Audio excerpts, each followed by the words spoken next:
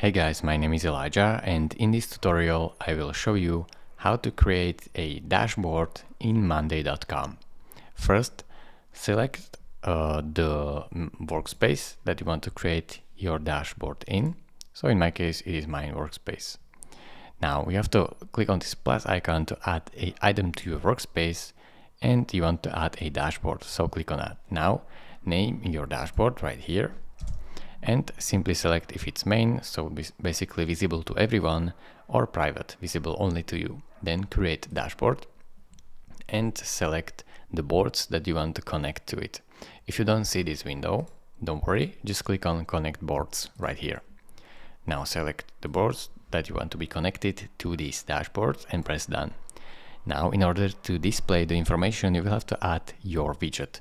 So click on add your first widget or add widget right here. Select which widget do you want to add, and it will display right here. So it is really this simple. Thank you for watching. If this video was helpful to you, consider subscribing and liking this video, and I will see you in the next tutorial. Thank you for watching. Bye bye.